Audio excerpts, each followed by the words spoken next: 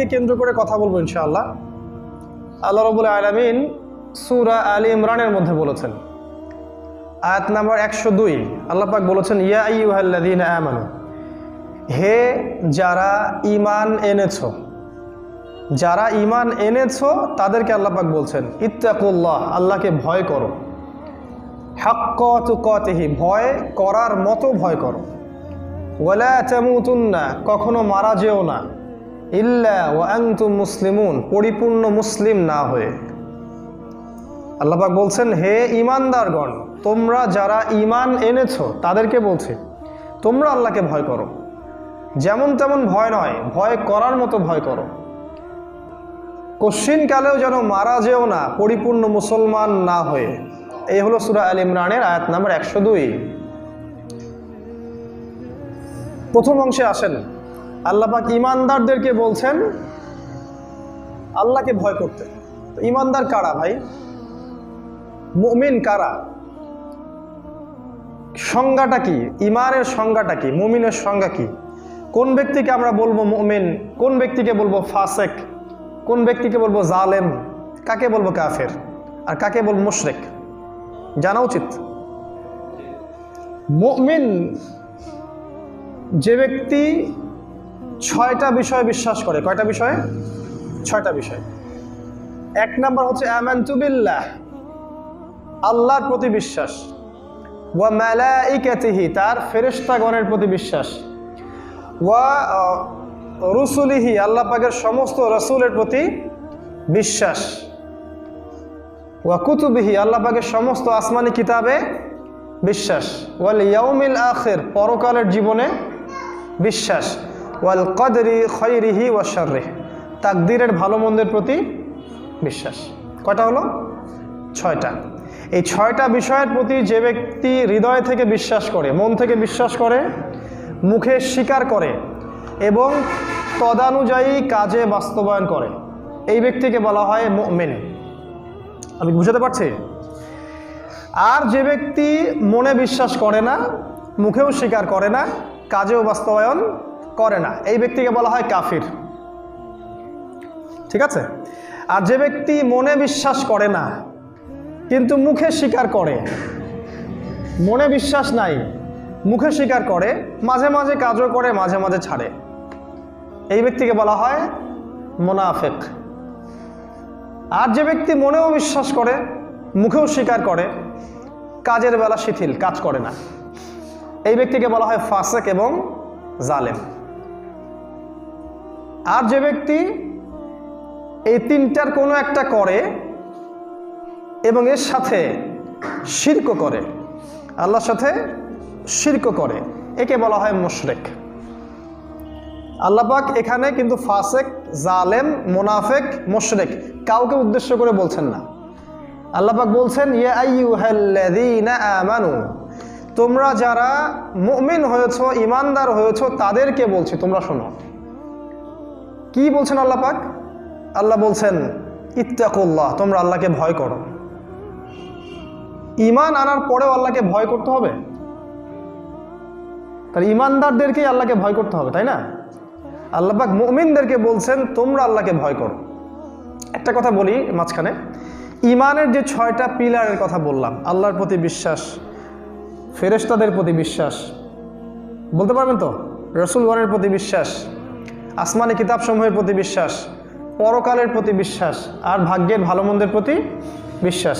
এই 6টা পিলারকে কি যুক্তি, দর্শন, বিজ্ঞান দিয়ে ব্যাখ্যা করা যায়? বুঝেন নাই? আল্লাহকে ল্যাবরেটরিতে পরীক্ষা করা যায়? ফেরেশতাদেরকে কি যুক্তি দিয়ে প্রমাণ করা যায়? আসমানি কিতাবগুলোকে আপনি বিজ্ঞান দিয়ে প্রমাণ করতে পারবেন?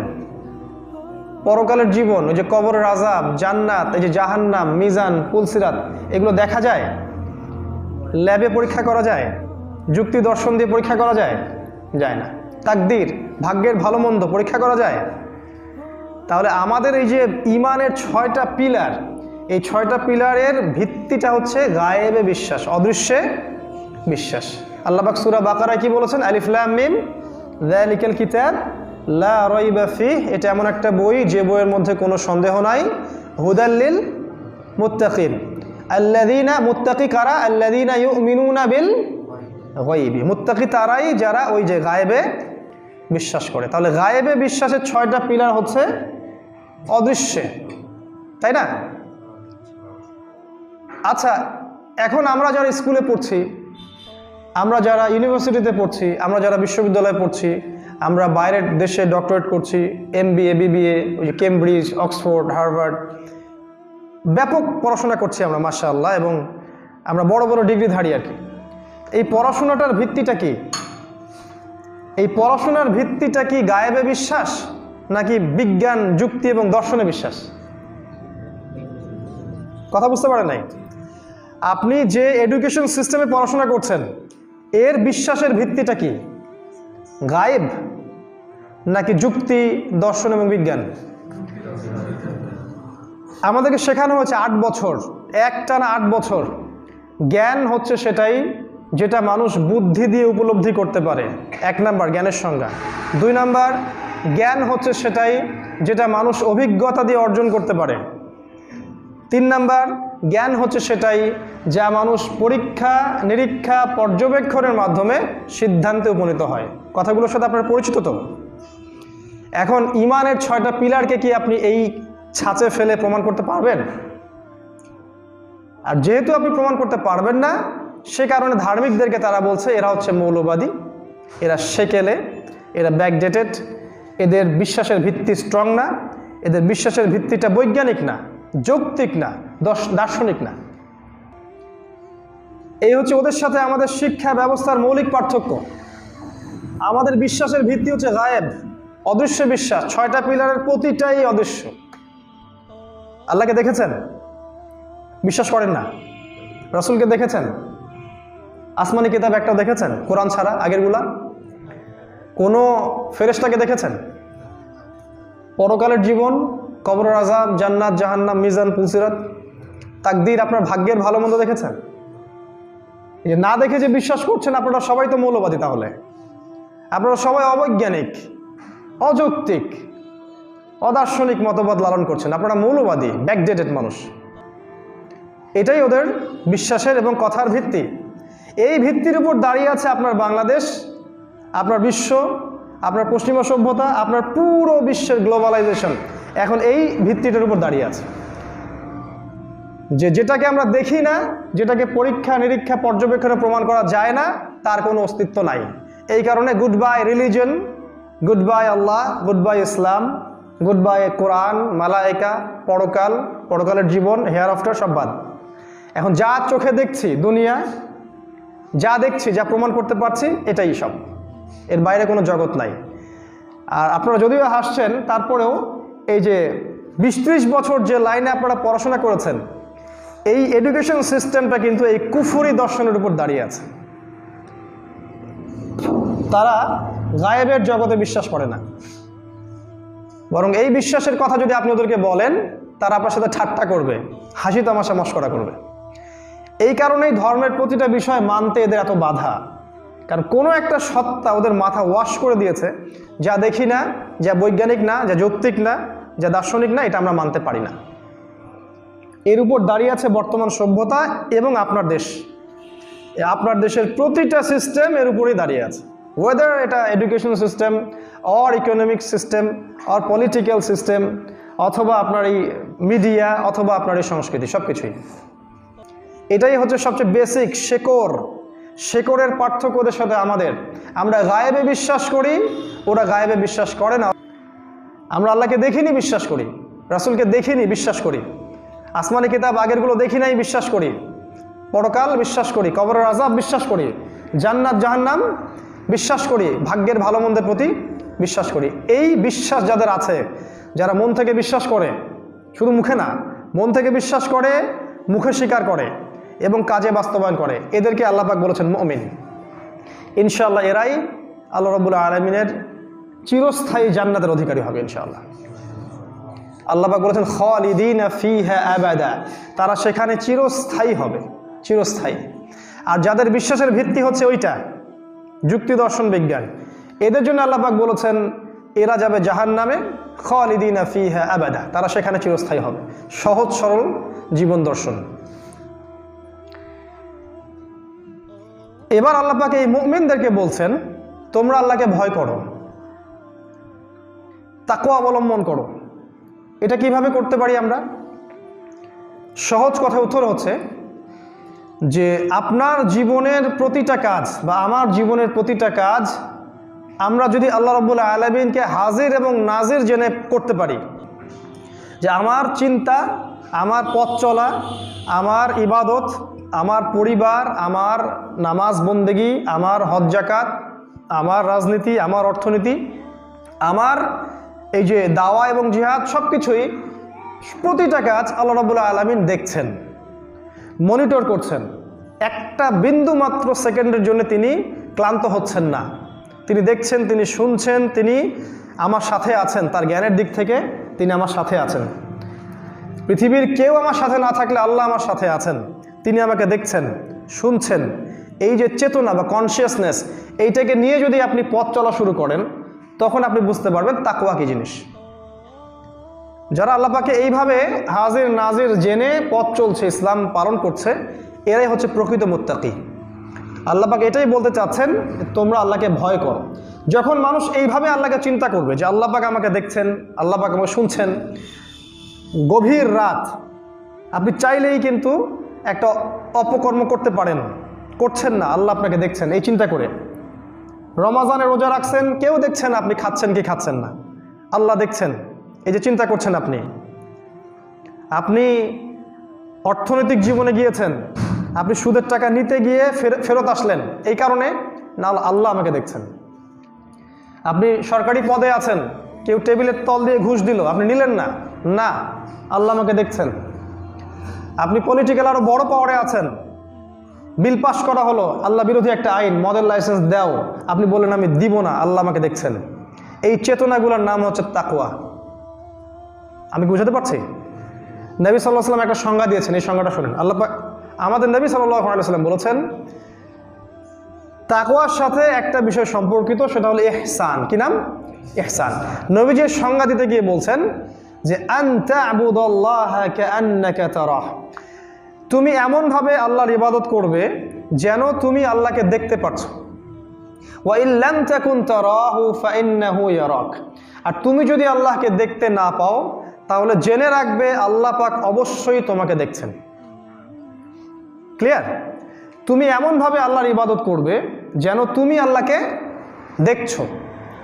ইবাদত মানে সব কিছুই, আপনার ঘুম থেকে শুরু করে আবার ঘুমানো পর্যন্ত প্রতিটা কাজই কিন্তু ইবাদত। খালি নামাজের কথা বলা হয় নাই। আপনারা তো জানেন যে প্রতিটা কাজ নবীর সুন্নাহ অনুযায়ী করলে কি হয়? ইবাদত হয়ে যায় না? প্রতিটা কাজই ইবাদত। এমনভাবে তুমি ইবাদত করো আল্লাহর যেন তুমি আল্লাহকে দেখছো। আর যদি তুমি আল্লাহকে দেখতে না পাও, তাহলে জেনে রাখবে আল্লাহ পাক তোমাকে দেখছেন। এই চেতনাটার নামই হচ্ছে ইহসান, বা এর সাথে সম্পর্কিত হচ্ছে তাকওয়া, আল্লাহ ভীতি। আরেকটা বিষয় আছে, আল্লাহর ভয়ে আল্লাহর সমস্ত নিষেধকে ছেড়ে দেয়া। আল্লাহর ভয়ে আল্লাহ পাকের সব নিষেধকে ছেড়ে দেয়া। বেনামাজি অবস্থা ছেড়ে দিলেন, শিরিক ছেড়ে দিলেন, ঘুষ ছাড়লেন, জেনা ছাড়লেন, গার্লফ্রেন্ডকে ছেড়ে দিলেন, আপনি পর্নোগ্রাফি ছাড়লেন, মাদক ছাড়লেন। কার জন্যে? আল্লাহর জন্যে। শুধু এই জন্য যে আল্লাহ পাক আমাকে এর জন্য জাযা দিবেন এবং আল্লাহ পাকের শাস্তি থেকে আমি বেঁচে থাকবো ইনশাআল্লাহ। আল্লাহকে খুশি করার জন্য আপনি আল্লাহর বিধানগুলো, হারামগুলো ছেড়ে দিলেন, এটার নামই হচ্ছে তাকওয়া। আল্লাহ পাক বলেছেন মুমিনদেরকে এই তাকওয়া অবলম্বন করতে। এরপর আরেকটা কথা বলেছেন, হাক্কা তুকাতিহ, তাকওয়া অবলম্বন করো, আল্লাহকে ভয় করো, ভয় করার মতো ভয় করো। এই ভয় করার মতো ভয়টা কি জিনিস? তাহলে ভয় করার মতো ভয় হচ্ছে ভিতর থেকে ভয়, লোক দেখানো ভয় না। ইলেকশন এসেছে, একটা পাগড়ি মাথায় দিলাম আর ভোট চাইলাম, ইলেকশন শেষ আপনি ভুলে গেলেন আমাকে, এরকম ভয় করতে বলা হয়নি। আপনার কোনো সন্তান অসুস্থ, নজর মান্নত করে একদম ফাটায় ফেললেন, যেই আপনার বিপদ উদ্ধার হয়ে গেল আল্লাহকে ভুলে গেলেন, এটা সেই ভয় না। 5 ওয়াক্ত নামাজ পড়ছেন মাশাআল্লাহ আল্লাহর ভয়ে, আবার অর্থনৈতিক জীবনে পাক্কা সুদও খাচ্ছেন, এটাকে ওই ভয় বলা হয় না। এদিকে মাশাআল্লাহ আপনি তাহাজ্জুদ পড়েন, ওইদিকে দেখা যায় আপনার মেয়ে বেপর্দায় ঘুরে বেড়ায়, এই ভয়টার কথা বলা হয়নি। হাক্কা তুকাতিহ, ভয় করার মতো ভয় করো। বছর বছর হজ উমরা করছেন, আবার আল্লাহর বিরোধী আইনও করছেন। বলছেন যে মদ খাও তোমরা, কিন্তু লাইসেন্স যুক্ত মদ খেও, লাইসেন্সবিহীন মদ খায় না। মদ খেয়ে কিছুদিন আগে কিছু মানুষ মারা গেল, তো আমাদের একজন বললেন আর কি যে লাইসেন্সবিহীন মদ খাওয়ার কি দরকার ছিল, মেয়াদ দেখে খাওয়া দরকার ছিল। এই যদি হয় তাকওয়ার অবস্থা, তাহলে সমস্যা আছে। আল্লাহ পাক বলেছেন এদেরকে আমি তিনাতে খাবাল পান করাবো। তিনাতে খাবাল, নবী সাল্লাল্লাহু আলাইহি ওয়াসাল্লামকে সাহাবীরা জিজ্ঞেস করলেন যে এটা আবার কি? নবীজি বললেন জাহান্নামীদের রক্ত আর মাংস এগুলো পুড়ে যে পুষ্টা বের হবে, এটাকে বলা হয় তিনাতুল খাবাল। এটা আল্লাহ পাক এদেরকে খাওয়াবেন।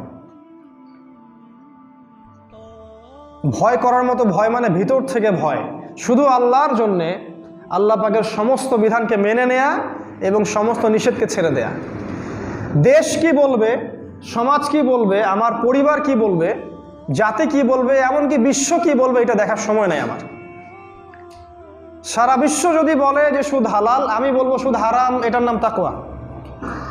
সারা বিশ্বের বড় বড় নেতা খাতারা যদি বলে যে জিনা জায়েজ, সবাই জিনা করো, এটা সংস্কৃতি, আমি বলবো এটা হারাম, এর নাম তাকওয়া।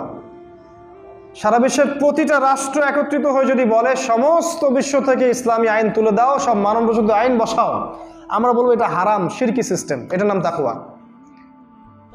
সারা বিশ্বের পরাশক্তিরা যদি বলে যে পর্দা টর্দার বিধান চলবে না, এটা তুলে দিতে হবে, মুসলিম নারীদেরকে ওই পশ্চিমদের মতো ন্যাংটা হয়ে বের হতে হবে, আমরা বলবো এটা। আল্লাহ পাক আমাদেরকে পরিপূর্ণ মুসলিম হওয়ার তৌফিক দান করুন। একজন ব্যক্তির কাছে আল্লাহ এবং তার রাসূলের যে বিধান আসবে, অবনত চিত্তে সেটার উপর আত্মসমর্পণ করার নাম ইসলাম। যে এটাকে মানতে পারে না, হজম করতে পারে না, তার জন্য ইসলাম নয়। হয় সে ফাসেক হবে, না হলে জালেম, না হলে মুনাফিক। আল্লাহ রাব্বুল আলামিন প্রত্যেক কাফের, প্রত্যেক মুনাফিক, প্রত্যেক ফাসেক এবং জালেমকে জাহান্নামে একত্রিত করবেন ইনশাআল্লাহ আযজা ওয়া জাল্লা। আল্লাহ পাক বলেছেন সূরা আরাফ আয়াত নম্বর 179-তে, ওয়ালাকাদ যারানা লিজাহান্নামা কাসীরাম মিনাল জিন্নি ওয়াল ইনস। আমি প্রচুর সংখ্যক জিন এবং মানুষকে জাহান্নামের জন্য সৃষ্টি করেছি। কতজন? ও যে বলেছি 1999 জন। অপরাধ কি ছিল ওদের? লাহুম কুলুবুন লা ইয়াফকাহুনা বিহা। তাদেরকে হৃদয় দিয়েছিলাম, হৃদয় দিয়ে উপলব্ধি করতো না। এই যে কথাগুলো বললাম, হৃদয় দিয়ে উপলব্ধি করতো না। কোরআন হাদিসের কথা মন থেকে উপলব্ধি করে না, ভাষা ভাষা খালি শোনে। বাংলাদেশের মানুষ ভাই ব্যাপক ওয়াজ শোনে, প্রচুর। আমার মনে হয় না বিশ্বে এত ওয়াজ মাহফিল কোথাও হয়। এন্ড অফ দ্য ডে কি হচ্ছে রেজাল্ট সেটা দেখে না। দিন শেষে কি আসলে কি কিছু হলো কি? হ্যাঁ, কিছু না হচ্ছে, আপনি দিনের কিছু মেসেজ পাচ্ছেন, ঠিক আছে। বিগ স্কেলে, লার্জ স্কেলে কি দেশে ইসলামিক কোনো কিছু হলো? একটা আমাকে ইসলামিক লজ দেখান যেটা দেশে কায়েম হলো। লাহুম কুলুবুন লা ইয়াফকাহুনা বিহা, শুনতো অনেক কথা কিন্তু হৃদয় থেকে উপলব্ধি করতো না। ওয়ালাহুম আ'য়ুনুন লা ইউবসিরুনা বিহা। আমি মাহফিলের বিরুদ্ধে না, অবশ্য ওটা আবার ওইদিকে নিয়ে না কথাটাকে। আমি বলছি এই সিস্টেমের মধ্যে পরিবর্তন আনা উচিত। এমন কিছু আনা উচিত যেটা দিয়ে জনগণ কনস্ট্রাকটিভ কোনো মেসেজ পাবে। খালি গাল গল্প করে গেলাম আর সুরের ওয়াজ করে গেলাম আর ওয়াজ শেষে 20, 30, 40 হাজার টাকা নিয়ে চলে গেলাম হেলিকপ্টার ফ্লাই করে, এগুলো দিয়ে কোনো লাভ হয় না। উম্মার পেট পূজা হতে পারে, লাভ হয় না কোনো। ওয়ালাহুম আ'য়ুনুন লা ইউবসিরুনা বিহা, চোখ দিয়েছিলাম, চোখ দিয়ে কখনো দেখতো না। কোন চোখ তাহলে এটা বলেন? চোখ দিয়েছিলাম, চোখ দিয়ে তারা কখনো দেখে নাই। এই চোখ দিয়ে আপনি দেখেন না, তাহলে কোন চোখের কথা আল্লাহ পাক বলছেন?